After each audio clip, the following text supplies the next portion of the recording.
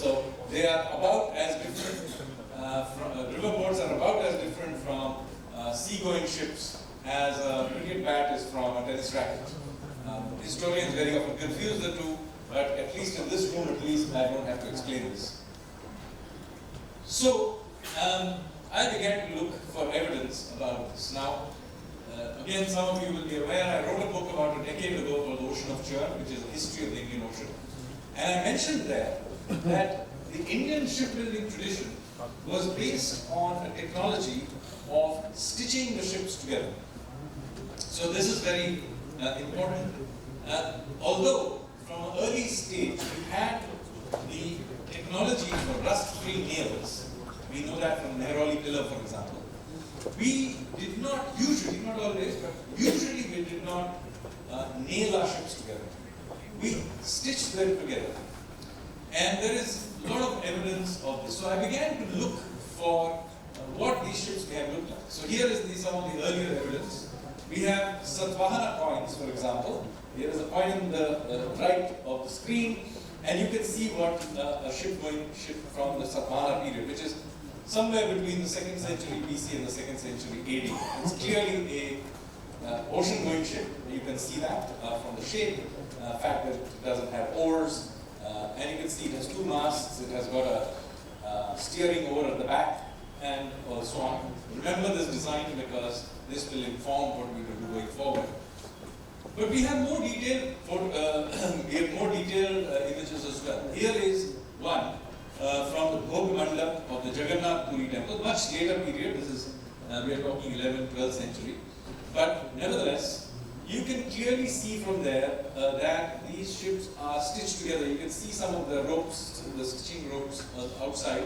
This is, of course, not an ocean-going ship. It's at best a coastal or river ship. But nevertheless, that clinker-type technology with the ropes can be clearly seen. There are other images as well, which is there.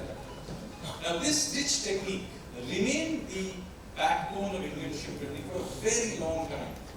And it was there, for example, when in the Yukti Kalpataru, which is a medieval text put together in the 10th, 11th century by Raja Bhoj, he talks about these very large ships. He talks about ships classified as Samanya or ordinary, and Vishesha or special ships. They had cabins, they were big ships. So by this point, we had a very evolved, by the 11th century, you are already talking about the Cholas and so on. And this is, of course, from the west coast from Raja Bhoj. But look at the size. So if you look at the bottom, you'll see the ships called the Dharini and the Begini. They were 160 cubits long. I mean, these are not trivial ships, even by modern standards. And the breadth of 20, so 1:8 ratio between length to breadth. So these were quite narrow, fast-moving ships. So by the 11th century, they were quite advanced designs to be able to sail and have stable ships of this dimension, 1:8 ratio. You need to be very, very confident of your design. So this was the kind of ships that existed. We also have lots of foreign accounts about this. Ptolemy in the 1st century talks about Indian shipbuilders built a fleet of 2,000 ships, each capable of accommodating 1,000 troops, horses, vast quantities of supplies. These are not small ships.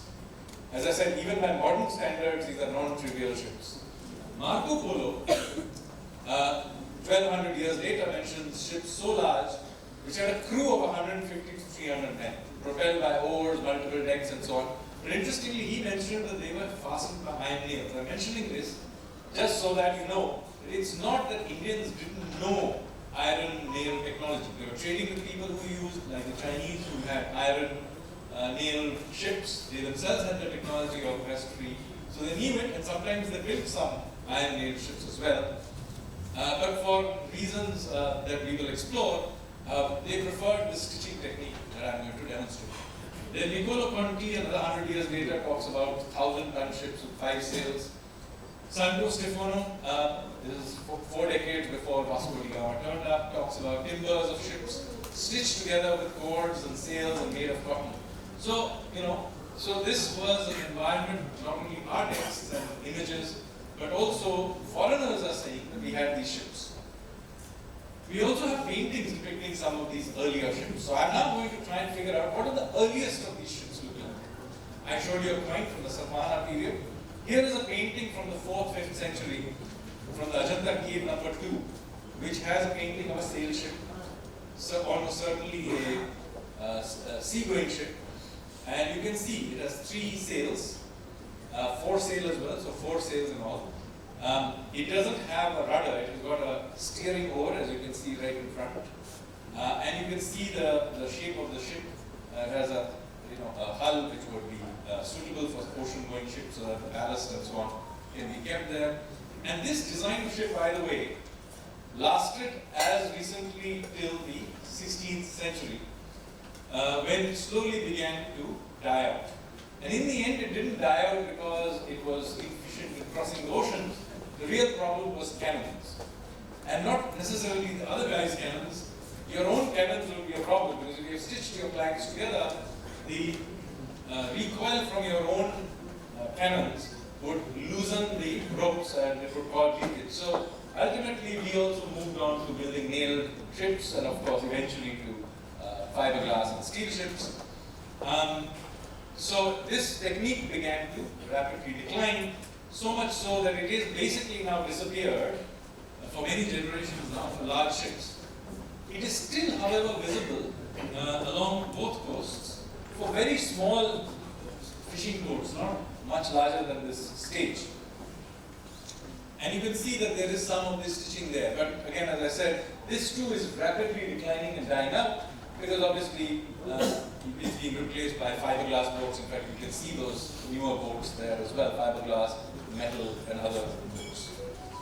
So what is the purpose of this project? The purpose of the project is to try and recreate an ancient stitch ship, to demonstrate the technology that Indians used to explore the Indian Ocean, whether it's towards the west or towards Indonesia and Vietnam and so on.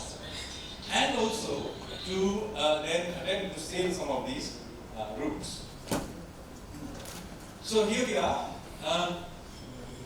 So when did I begin to think about this? Obviously, I wrote a book about the Indian Ocean about a decade ago. But it's only really during the COVID period that I began to think about whether or not we could actually recreate one of them. In fact, I was sitting during the COVID lockdown in North Block. So I was one of the core group that was managing the economy through the COVID lockdown. So I had to go to office. And so I was sitting in North Block, and there were only 5-6 people there. The finance minister and one or two of her staff, some of the economic ministry secretaries, and myself. And so just 5-6 of us, huge building. And yes, we had a lot of work to do, but sometimes you were just sitting in your room, quite alone. And at that time, I began to explore the idea that maybe we can recreate one of these ships. So the first thing to do was to look for a schematic drawing of the Ajanta ship. So this is where we started from that schematic drawing. You can see it's obviously an artistic creation. So you have to take it with a pinch of salt, but you can see some elements that are there. It has three sails. It has got a foresail. You can clearly see it has got steering oars. You can also see the general shape, some of the artwork, and so on. So this is, roughly speaking, what we want to recreate. Obviously, exactly this thing can't be recreated, so we now need a proper design. So I began to wonder how to go about doing this. Then I got lucky. So this was in late 2021, November, December 21. I was preparing the economic survey for the following budget session. This happens in the 1st of February, as you know. And the economic survey is presented. So I was writing the economic survey, and one of the